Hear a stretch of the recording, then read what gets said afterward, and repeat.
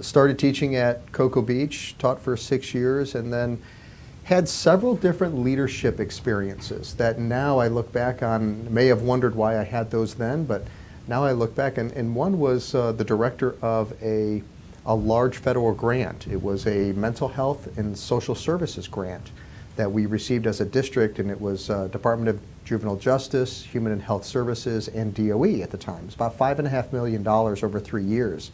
And this is now probably 18 years ago. But the focus was providing strengthening family supports. It was to bring counseling service referrals for mental health to students who didn't qualify for Medicaid or have those kind of counseling options as part of their family resources. And we hear a lot about that these days. We do. This huge focus on social and emotional health, taking care of that so that kids can be prepared to learn. Exactly.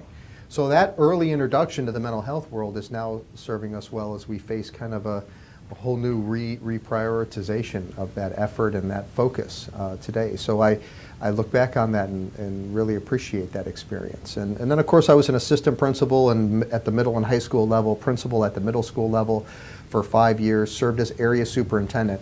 That time as area superintendent, I really built some strong community relationships with the NAACP, with Children's Hunger Project, United Way, really expanded my greater community effort, and then over the last 2 years served as a chief operating officer.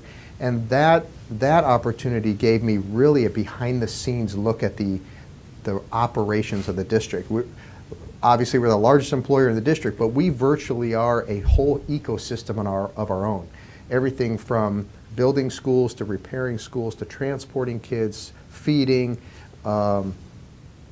buying stuff, school security. Exactly. So the whole other world, in fact, I didn't probably realize it at the time, but our operations budget is every bit as large as our academic budget. So it gave me the opportunity to really see behind the scenes what the other side of the operation was, and I was charged from the superintendent to seek efficiencies in the organization and improve and increase communication across the organization so that we had the academic world understanding what the operations world was doing, and even more importantly, the operations world understanding what was going on in the academic world, so that we had a very cohesive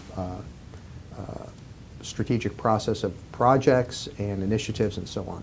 So all of that experience led to now walking into the superintendency having a very broad and rather deep understanding of all of the facets of the organization, that I don't have to ask quite as many questions when working with cabinet members or staff and understanding the interworkings of the organization. And I think it helps me be a little bit more efficient as we work toward our strategic objectives.